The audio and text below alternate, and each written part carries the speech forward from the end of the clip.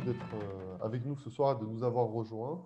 Alors, pour me présenter très rapidement, donc, Jérôme Fréani, je m'occupe du club cyber de l'école de guerre économique. Ça fait partie de l'association des anciens de l'école qui anime ce club-là, avec moi sur la partie de coordination et puis un ensemble de membres qui sont parmi nous ce soir. Donc, il y a Rémi, Arthur et plein d'autres qui sont avec nous. Et puis Valéria qui est là, qui va donc participer activement à cette conférence, étant donné qu'on a souhaité, comme je le disais il y a quelques minutes, la tourner sous forme de discussion pour rendre ça un peu plus vivant, surtout en cette période de confinement. Ça sera bien plus sympa. Et puis, donc, Cyril Coelho, qui nous fait l'honneur d'être avec nous et de nous partager une partie de sa connaissance. Sinon, on pourrait y passer beaucoup de temps, étant donné que Cyril fait plein de choses et il vous en parlera bien mieux que moi, donc, qui est expert en cybersécurité industrielle, entre autres, et qui va nous parler ce soir d'intelligence émotionnelle avec le cas spécifique de l'approche sur la cybersécurité. On est déjà plus de presque 125. Nous étions 250 inscrits, donc les retardataires nous rejoindront après. Cette conférence est donc enregistrée, elle sera disponible en replay sans les questions, comme on le disait. Et donc, je vous remercie beaucoup. Je vous souhaite une excellente conférence et n'hésitez pas à poser vos questions dans le chat.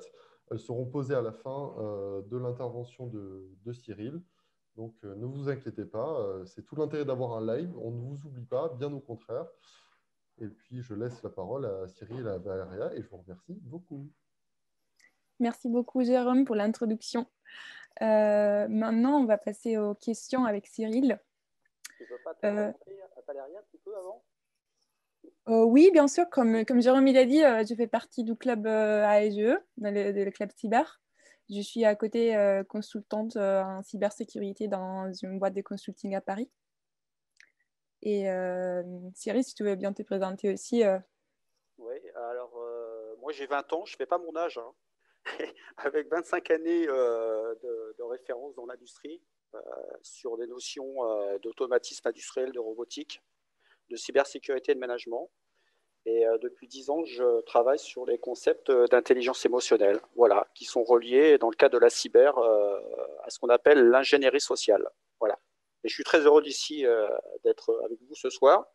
Et bonsoir à toutes et à tous. Du coup, Cyril, aujourd'hui, quand on parle de cybersécurité, l'humain, ce n'est pas la première chose à laquelle on pense.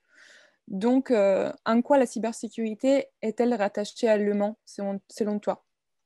Selon moi, aujourd'hui, s'il n'y avait pas de cyberattaquants, il n'y aurait pas de cybersécurité. Voilà. Donc, pour moi, c'est avant tout des gens, un groupe de personnes qui se protègent des attaques d'un autre groupe de personnes, tout simplement.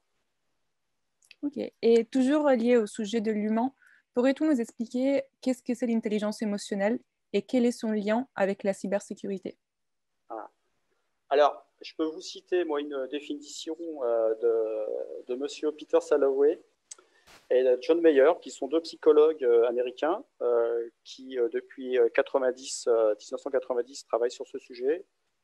Alors, l'intelligence émotionnelle, c'est avant tout la capacité à se mettre en relation avec ses propres émotions, la capacité aussi à les reconnaître, à les maîtriser et à se mettre en relation aussi avec les autres individus. Voilà, donc ça, ce sont des définitions qui datent de 90. Alors depuis, on a eu un monsieur qui s'appelle Daniel Goleman, qui a édité un livre qui s'appelle L'intelligence émotionnelle, qui est paru en 1995. Et on a un cas qui date de 1848 d'une personne qui s'appelle Phineas Gage, qui a été le premier cas, en fait, près des neurosciences, qui a permis de relier ce qui se passait dans le cerveau au comportement humain. Donc ça, je vous laisserai découvrir par la suite ce personnage. Et pour répondre à la question, justement, concernant le lien de l'intelligence émotionnelle à la cybersécurité, on peut prendre un exemple de la fraude au président. Donc un fraudeur qui se présente comme étant un dirigeant ou l'avocat d'un dirigeant va contacter un service comptable pour qu'ils effectuent en fait un virement. Généralement, c'est fait dans l'urgence sur un compte à l'étranger. en vue de racheter une filiale ou d'acheter une filiale. Voilà, donc ça c'est tout à fait le cas et je propose qu'on garde ce fil rouge pendant toute la conférence sur les explications rationnelles liées à ce lien. Et donc, le lien qu'on peut y faire, on a 3 cas possibles qui sont vraiment exposés dans ce type de situation. On a le cas qui est lié au comportement lié à l'obéissance, c'est-à-dire que la personne, quand elle va recevoir un SMS ou un appel, bah, il suffit qu'en face, on dit, bah voilà, une personne qui va écouter, madame ou monsieur, je suis le chef, faites ce que je vous dis. Voilà. Donc ça, on place directement la personne dans un contexte d'obéissance et de soumission. Le deuxième point qui peut aussi avoir une interaction forte, c'est celui de se dire waouh, j'ai mon N+4 qui m'appelle, c'est extrêmement rare, bah, je vais honorer sa demande. Pour une fois que je peux faire partie en fait, de l'élite du domaine de la puissance, je vais tout faire pour rester dans ce cadre-là. Voilà. Donc là, on est plus sur ce qu'on appelle de la subordination, une sorte de dépendance. Et tout ça, après, c'est orchestré autour du paramètre de l'urgence, qui est le temps. Parce qu'il faut savoir que le temps n'est pas quelque chose d'infini. S'il était infini, ce serait cool pour tout le monde, mais ce n'est pas le cas. Et donc, on a aussi ce facteur de stress qui vient jouer et la relation, justement, au temps qui est extrêmement importante. Voilà, donc tout ça, ça déjoue en fait pas mal de systèmes informatiques en place, et parfois ce genre de choses. Et c'est la raison pour laquelle il est extrêmement important de prendre l'intelligence émotionnelle en compte pour pouvoir mettre en place ce qu'on appelle des pare-feux humains.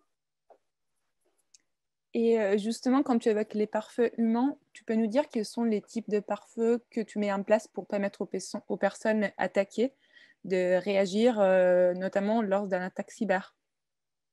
Alors, généralement, les pare-feux humains qui sont mis en place sont plus axés sur la compréhension de la manière dont se construisent les humains. Par exemple, on peut tout à fait expliquer ce genre de diagramme. Alors, je suis allé chercher ce diagramme sur une émission qui s'appelle C'est pas sorcier, qui a été édité en 2013. Et c'est un test qui a été effectué auprès de l'hôpital de la Pitié-Salpêtrière à Paris. Et l'exercice consistait en fait, Fred, qui est l'un des animateurs de cette émission, avait en face de lui des images, voilà. Et à chaque fois qu'il voyait une image d'un visage neutre, sans émotion, bah, il ne devait pas appuyer sur le petit bouton rouge qui était placé à sa droite. Et à chaque fois qu'il voyait un visage joie, il appuyait sur le petit bouton à sa droite. Donc ça, c'est l'encéphalogramme. Et qu'est-ce qu'on constate? Bah, au temps zéro, à l'apparition de l'image, au bout de 100 millisecondes, le cerveau est déjà en mesure de détecter l'émotion. Voilà. Ensuite, au bout de 200 millisecondes, on a la reconnaissance faciale, c'est-à-dire que l'émotion est déjà présente dans le cerveau avant même qu'on ait pu se rendre compte qu'en face de vous, vous avez un homme ou une femme. Donc c'est vraiment instantané. Et 550 millisecondes plus tard, on a la reconnaissance de l'émotion. Les 550 millisecondes, c'est ça, c'est extrêmement important. Là, il a disparu de l'encéphalo. C'est vraiment quand on s'en rend compte. Mais dans la plupart des cas, l'émotion est présente et on ne la ressent pas. Et du coup, là, on peut se connecter au concept de maturité émotionnelle. Oui, tu peux nous expliquer qu'est-ce que c'est et comment c'est lié à l'attaque cyber? Alors en fait, pour revenir sur ces slides, pour vraiment rentrer dans le détail, on peut également parler du système limbique. Donc le système limbique est constitué dans le cerveau de quelques organes. Donc là, vous avez l'amygdale, vous avez l'hippocampe, vous avez le cortex préfrontal, tout le système neuronal qui en découle, et le thalamus. Donc, ce qui est utilisé pour monter des pare-feux, en fait, c'est d'expliquer vraiment tout ce qui se passe à ce niveau-là et de jouer des scénarios, des scénarii, en fait. C'est-à-dire qu'on va mettre les gens en situation d'attaque pour que les gens puissent commencer à ressentir les émotions et à les maîtriser. Voilà. Et ce contexte-là permet de développer ce qu'on appelle justement la maturité émotionnelle. Et qu'est-ce que c'est exactement et aussi en quoi ça impacte la construction de l'individu? Alors la maturité émotionnelle, elle se définit aujourd'hui sur 5 niveaux. Donc vous avez l'étape 0, donc là vous êtes complètement dans le déni des émotions. Donc, je crois que je contrôle tout par la volonté et je refoule complètement mes émotions. Je n'ai pas besoin du système émotionnel. Voilà.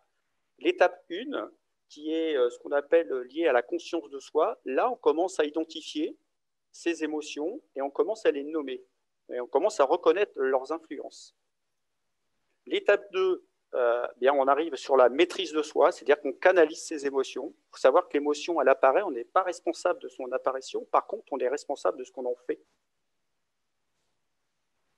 L'étape 3, on est sur des notions qui sont liées à la conscience de l'autre. Une fois que vous avez pu vous étalonner sur vos propres émotions, vous êtes en capacité de reconnaître les émotions chez les autres individus et de les comprendre et agir en conséquence. Et après, vous avez le niveau ultime, qui est celui de la maturité sociale, qui est celui de la capacité à résoudre les conflits et inspirer, influencer les autres pour favoriser le développement. Voilà. Et tout ça, bien évidemment, c'est vraiment en relation avec la construction de l'individu. Et est-ce que tu peux nous parler des autres points importants dans la construction de l'individu? En quoi c'est surtout important pour un hacker aujourd'hui de connaître l'individu? Alors, c'est important pour un hacker, mais c'est aussi important pour les autres, les gens qui sont aussi sur le système défensif, de pouvoir connaître aussi l'attaquant. Bien Ça sûr. fait référence à des notions de Sun Tzu.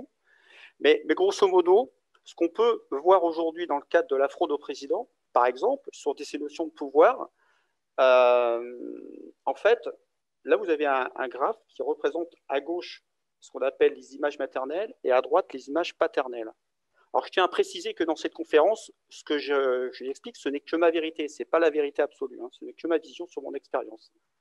Alors, sur l'aspect de l'image maternelle, quand on parle de pouvoir, le pouvoir se définit de la manière suivante, en fait. C'est, vous avez besoin de quelque chose, et là, en face de vous, vous avez une personne qui est en capacité de vous donner ce que vous désirez, mais en quantité limitée. Donc, il a un certain pouvoir sur vous. D'accord ?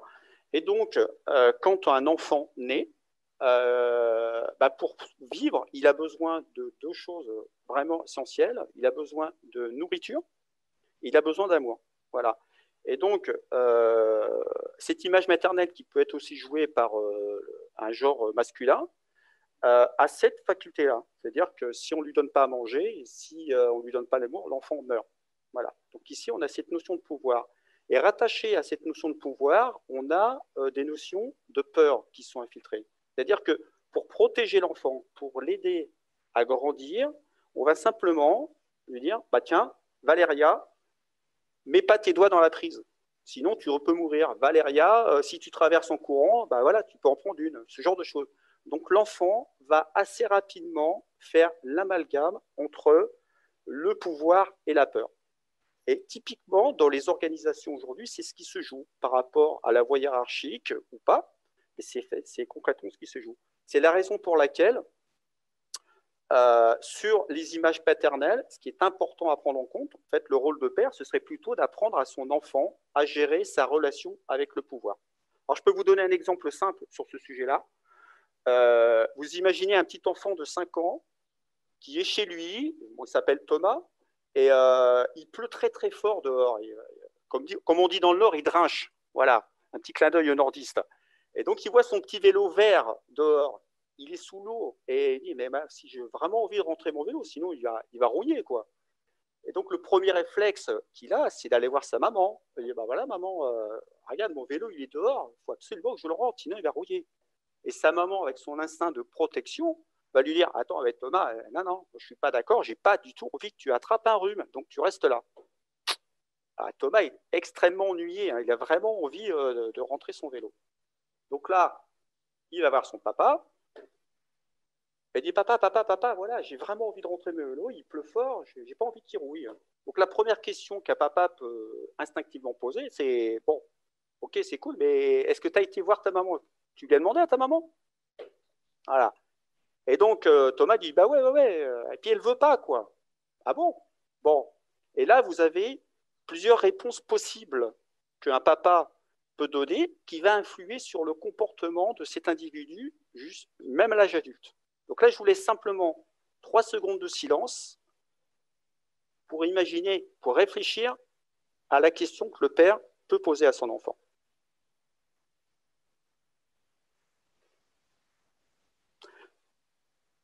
Donc, dans ce cadre-là, le papa peut proposer 3 choix. Écoute, qu'a dit ta maman? Elle dit que je ne pouvais pas. Bon, dans ce cas-là, tu ne peux pas. Donc là, typiquement, le papa apprend à l'enfant à se soumettre au pouvoir. Vous voyez le lien avec la fraude au président? Deuxième point. Écoute, dès que ta mère va chez le coiffeur ou elle fait autre chose, tu sors hein, et tu rentres ton vélo, là, puis on n'en parle plus. Donc là, typiquement, le père va apprendre à son enfant à contourner le pouvoir. Et la troisième option, c'est de lui dire, écoute, Thomas, est-ce que tu as dit à ta maman que tu allais sortir pendant 2 minutes avec tes bottes, ton anorak, en étant à l'abri? Écoute, va voir ta maman, tu lui dis ça. Et si ça ne va pas, tu reviens me voir. Et là, vous apprenez l'enfant à négocier avec le pouvoir et à se confronter au pouvoir. Donc, tous ces enjeux-là vont se jouer dans l'entreprise avec différents rôles que peuvent jouer aussi les enfants dans une fratrie pour pouvoir obtenir l'amour de la maman. Ça peut être celui du premier de la classe, du rebelle, ça peut être celui du drôle, ça peut être celui du rapporteur. Et ce qui est extrêmement important en termes de cybersécurité, c'est bien d'établir une cartographie des réseaux et des assets ou des actifs, mais c'est bien aussi de traduire en fait une cartographie relationnelle avec justement les systèmes de relations, les profils qui se sont construits et les systémies comportementales qui peuvent s'y jouer en fait. Voilà. Et toutes ces vulnérabilités deviennent véritablement dans un projet de cybersécurité une véritable opportunité de développer et d'engager les gens dans la cyber. Et donc aujourd'hui, si on parle de cette relation et comment elles peuvent être affectées par des vulnérabilités, mais aussi par des opportunités, est-ce que tu peux nous expliquer quels sont les types d'opportunités qu'on peut rencontrer chez l'humain? Alors, sur les opportunités, il y en a une qui est extrêmement importante, c'est celui du développement de la réalité intérieure. Alors, dans le cadre de la fraude au président, la réalité intérieure de la personne qui va effectuer le transfert, c'est de se dire « j'ai honoré mon responsable, je suis content ». Voilà. Mais en fait, la réalité, ce n'est pas ça. C'est simplement de se dire le hacker, on a en face un hacker qui est en train de tirer des ficelles. Vous voyez? Donc, dans le terme de réalité, ce qui est extrêmement important, c'est justement ce qu'il faut savoir et comprendre, c'est que le cerveau, lui, il est enfermé dans une boîte crânienne. Il n'a pas de contact avec le monde extérieur. Donc, tout ce qui se joue au niveau du cerveau, ça ne se joue au niveau des images. Voilà. Je peux vous donner un exemple, par exemple, sur des notions de sensibilisation, de formation qui sont liées à la cybersécurité. Moi, ce que je fais généralement, c'est que j'affiche au tableau un tableau de Magritte. Ceci n'est pas une pipe. Je ne sais pas si vous le visualisez. Donc, les gens sont un peu surpris, en fait, de voir ce tableau. Et en fait, ça provoque une instantanéité qui lie, en fait, tous les membres du groupe. Mais c'est surtout que derrière, la question qui va suivre, c'est quelle est pour vous l'image de la cybersécurité? Donc, s'il y a 8 personnes dans la salle, effectivement, c'est, écoutez, vous allez me décrire, chacun de votre côté, vous prenez un stylo, une feuille, quelle est l'image de la cybersécurité? Alors, ça peut être un dessin, ça peut être une définition. Et ça dure 3 minutes. Et au bout de 3 minutes, je leur demande simplement de comparer ce qui a été écrit sur chacune des feuilles. Et là, au miracle, il n'y en a pas un qui a la même définition. Donc, pour former en fait des gens à ces notions de cybersécurité, si au début, vous avez des images qui sont complètement différentes, forcément qu'à l'arrivée, vous allez avoir des images complètement différentes. Donc, c'est extrêmement important de vérifier, de valider ces notions de réalité intérieure de manière à faire évoluer tout le groupe sur le même socle, en fait.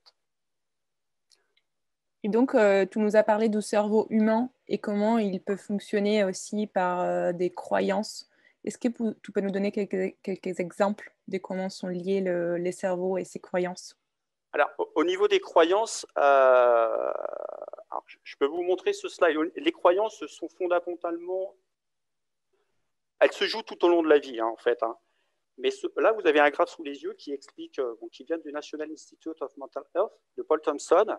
Et vous avez ici la partie bleue et rouge qui représente le système neuronal complètement bâti, mature. Et en fait, ce qu'on constate, c'est que de 5 ans à 8 ans, l'enfant est purement dans un fonctionnement émotionnel. C'est-à-dire qu'il n'a pas la capacité de savoir si c'est bien ou mal. Voilà. Donc, ce qu'il faut savoir, c'est qu'à chaque fois qu'un enfant va vivre un événement, il va stocker dans ce qu'on appelle l'hippocampe, qui est l'organe de la mémoire épisodique, qui est situé dans le cerveau. Et à travers tous ces sens, en fait, il va stocker les images associées à une émotion. Voilà. Et ce qui est extrêmement aussi important à comprendre, c'est que quand vous êtes adulte, bah, vous scannez en permanence votre hippocampe. Voilà. Et en fait, si effectivement vous reconnaissez quelque chose que vous avez vécu à l'âge de 8 ans, même jusqu'à l'adolescence, l'émotion va ressurgir. Vous voyez? Donc sur le système de croyance, je peux vous donner un exemple tout simple. Il y a 2 mois, j'étais dans le métro à Paris et je m'assieds. Et en face de moi, s'assoit en fait un couple, maman, papa et un enfant. Et l'enfant insiste pour aller caresser un chien qui était un petit peu plus loin, 3 mètres plus loin, en fait, sous un banc. Et sa maman lui dit, bah non, non, non, il n'en est pas question. Bon, l'enfant demande à son papa, dit, écoute, non, non, ta maman a raison. Donc là, on est clairement sur un axe de soumission. Et là, l'enfant dit verbalement, ok, bah si je n'ai pas le droit d'aller caresser ce chien, plus tard, moi, quand j'aurai un chien, personne ira le caresser. Vous voyez? Et là, je vous invite simplement, pendant 3 petites secondes, à vous mettre à ma place. Et qu'est-ce que vous auriez dit à cet enfant à ce moment-là? Quelle est la question que vous auriez pu lui poser? Ben, la question, elle peut être toute simple. C'est de lui dire, écoute, mon garçon, quel lien tu fais entre le fait de ne pas pouvoir caresser ce chien maintenant et le fait de ne pas autoriser plus tard les gens à caresser le chien quand tu seras grand? Quel est le lien? Vous voyez? Donc tout ça, ça fait partie d'un système de croyances qui est joué aujourd'hui en permanence dans les entreprises. Voilà. Et il influe aujourd'hui, par exemple, quand une personne gagne au loto, ça influe aussi, ça va aussi influer sur son comportement. Vous pouvez avoir une personne qui va se faire plaisir à faire un voyage, une personne qui va surtout pas alerter ses voisins de peur que le voisin lui demande de l'argent pour renflouer ses dettes, par exemple. Donc tous ces systèmes de croyances sont en permanence en jeu.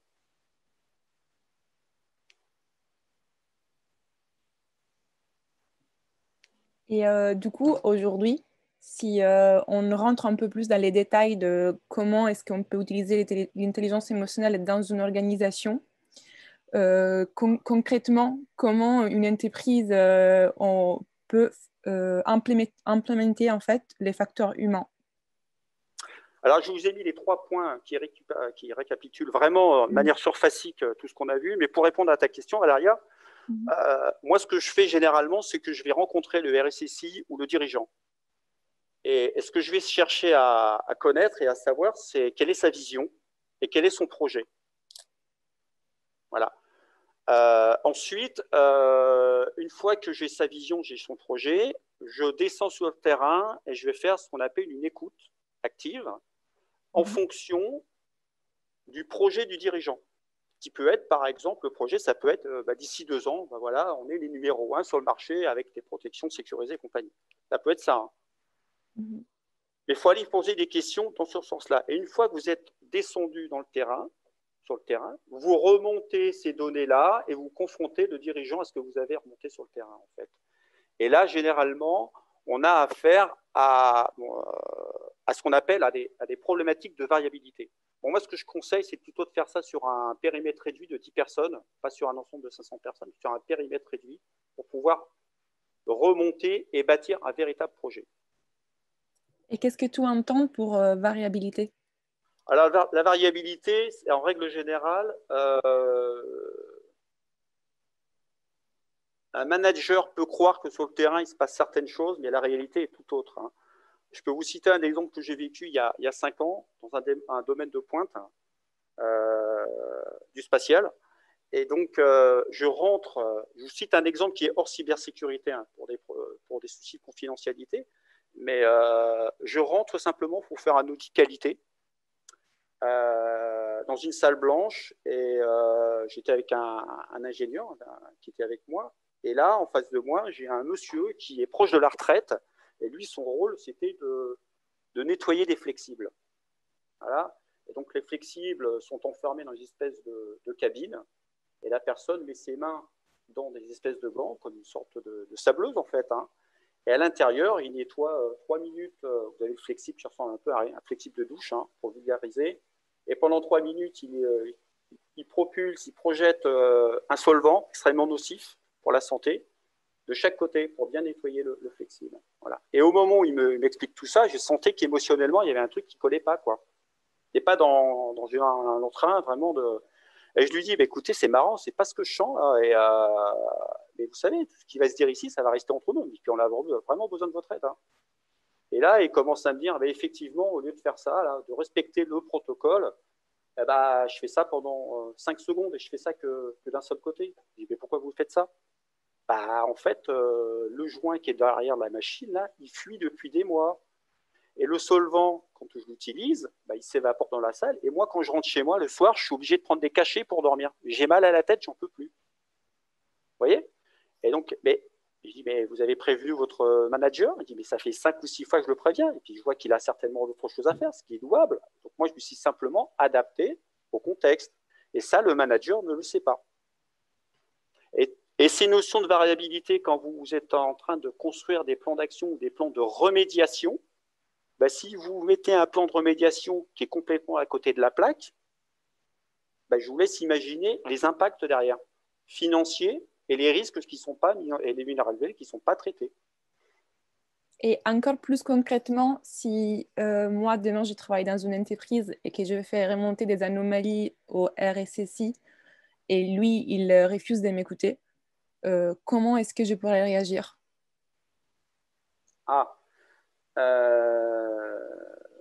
Alors, j'ai rencontré beaucoup de RSSI. Ils sont souvent assez submergés. Il y a beaucoup de cet état d'urgence qu'on retrouve fréquemment. Et moi, en règle générale, je quitte le niveau rationnel d'une explication, vous voyez, et je vais plutôt sur le plan émotionnel. Et là, je lui demande, il y a plusieurs questions possibles, mais il dit, écoute, moi, j'ai un dirigeant qui est plutôt enclin à protéger son système d'information et protéger ses employés. Il dit, mais pourquoi tu fais ça? Vous voyez? Et donc, derrière, ça peut faire appel à des problématiques de susceptibilité, de jalousie, plein de paramètres qui font qu'au bout d'un moment, bah, le RSSI, s'il n'a pas cette capacité de se remettre en cause, et si je parle de RSSI comme toute autre personne, bah, il devient potentiellement un cyberattaquant de l'intérieur. Hein. Voilà. Et là, ça touche vraiment le domaine de la responsabilité de chacun, quoi. Donc là, j'arrive vers la fin de mes questions et vers la fin de la conférence. Et j'aimerais te poser une dernière question. Comment est-ce qu'on peut donner un sens aux actions en entreprise dans le cadre de la cybersécurité? Il nous reste combien de temps, Valéria? Il nous reste à peu près 10 minutes. Il vous reste, Cyril, tu as le temps de développer si tu le souhaites. Hein, D'accord. Ok. Alors, dans cet aspect-là, on vient toucher à ce qu'on appelle la gouvernance.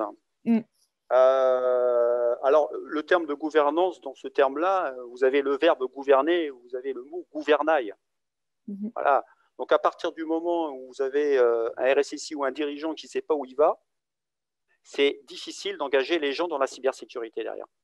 Vous voyez, on ne fait pas de la cybersécurité pour faire de la cybersécurité. À mon sens, hein, je peux me tromper, mais en tout cas, c'est ce que je vis au quotidien. Et ce qui est intéressant, c'est qu'effectivement, ces notions vont donner du sens à partir du moment où on a un projet humain derrière. Vous voyez, bon, la notion même d'une société, enfin, l'objectif, c'est pas de gagner de l'argent, c'est de satisfaire son client. Vous voyez, donc ça, c'est extrêmement aussi important à prendre en compte. Et je dirais que sur le métier de la cybersécurité, c'est un métier de passion. D'accord? C'est vraiment un métier passionnant où aujourd'hui, c'est vraiment une opportunité de réembarquer en fait les employés dans ce domaine-là. Donc, on peut citer par exemple l'effet Hawthorne, une expérience qui a été vécue aux États-Unis il y a à peu près une trentaine d'années, où, à partir du moment où on s'intéresse aux gens, mais pour de vrai, à ce qu'ils font, bah, les gens vont pouvoir s'ouvrir. Voyez, et à partir du moment où vous avez un sens profond et bah, derrière, les gens vont s'engager. Et dans la cybersécurité, ce qu'on constate aujourd'hui, c'est qu'effectivement, bah, ce métier de passion, on a besoin de personnes. On a besoin des femmes qui sont aujourd'hui assez largement sous-représentées dans ce domaine-là. Et leur présence dans la cybersécurité, à compétences identiques, va être extrêmement importante également sur ce qui va se jouer sur l'intelligence artificielle. Vous voyez? Donc, tout ça, c'est très porteur pour l'avenir et c'est également porteur pour bah, nos enfants plus tard. Et voilà ce que j'ai à dire. Donc, moi, j'invite vraiment les gens à s'intéresser, à se reconvertir dans ce métier qui est porteur. Et sachant que bah, dans ce métier, c'est pas que de l'informatique. Hein. Il y a plein d'autres métiers. Hein. Voilà. Je suis totalement d'accord avec toi, surtout sur l'importance de la présence des femmes et sur le fait que c'est un métier qui se fait avec passion, comme tous les métiers en fait. Voilà. Donc maintenant, on va passer aux questions du public. Merci beaucoup Cyril et Valéria en tout cas pour cette présentation. Je trouve ça passionnant. Je pense que c'est peut-être un sujet qui est abordé par plusieurs des personnes aujourd'hui qui sont dans l'audience, mais qui n'ont pas forcément conscience, enfin, qui n'ont pas posé un mot sur un concept. Mais on a toujours cette approche des personnes de quand même prendre en compte un minimum leur façon de fonctionner, leur état d'esprit et tout ça. Mais ce n'est pas forcément conceptualisé. Euh, donc, en tout cas, merci beaucoup. Avant de passer aux questions, Cyril, on a eu, enfin, si, il y a eu une première question, mais qui fera la transition. On nous parle d'un livre. Est-ce qu'il y aurait, on nous dit que ça serait l'occasion d'écrire un livre, etc. Est-ce que tu pourrais nous parler brièvement du livre blanc, s'il te plaît? Oui. Alors là, cette conférence, c'est vraiment une présentation, une émergence de ces concepts d'intelligence émotionnelle, sachant qu'ils sont largement développés aux États-Unis, au Québec ou en Belgique ou dans d'autres pays. Hein. Et donc, j'ai effectivement rédigé un livre blanc qui est beaucoup plus détaillé que ce qu'on a vu aujourd'hui, qui va également aborder les notions de rôle, qui va également aborder les notions de systémique comportementale, de régression sous stress. Donc, toutes ces données sont aujourd'hui disponibles et directement attachées à des attaques qui ont eu lieu sur les 5 dernières années. Et suite à cela, effectivement, je suis en train d'écrire un roman qui va s'appeler Phishing et qui va tourner autour de l'intelligence émotionnelle et de la cybersécurité. Voilà, donc on va parler d'ingénierie sociale, mais pas que. Et donc tous ces ouvrages sont issus de recherches faites depuis 10 ans. Alors tout à l'heure, on a cité une émission qui ne s'est pas sorcier, mais on a cité Daniel Goleman, mais on peut aussi citer, on n'a pas parlé de généalogie et de tout ce qui est transfert générationnel, qui a aussi une influence sur les comportements humains, de l'aspect culturel, qui aujourd'hui permet de nous dire qu'on a appauvri le secteur de l'informatique sur le plan féminin, en fait. Et c'est de vraiment comprendre en fait tout ce qui se joue pour pouvoir proposer des actions vraiment prometteuses pour le présent, pour l'avenir. Vous avez également des gens comme Antonio Damasio, qui est un spécialiste en neurologie qui travaille sur ces sujets. Et j'ai la chance, moi, de pouvoir aider les étudiants de l'Université de Paris, justement, à comprendre ce qui se joue sur la relation qu'ils peuvent avoir avec autrui. Donc, ça permet aussi de gérer les conflits au travail. Donc, ça porte vraiment un sens profond sur ces notions-là.